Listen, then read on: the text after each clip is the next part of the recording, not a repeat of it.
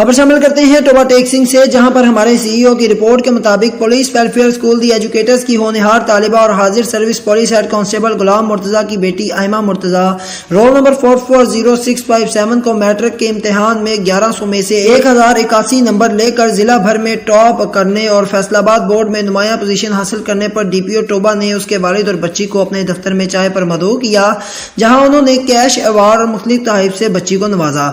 اس بھرپور کامیابی پر خراج تحسین پیش کیا اور کہا کہ جو اعزاز بچی کو حاصل ہوا ہے اس میں یقیناً اس کے والدین کی انتھک محنت شامل ہے۔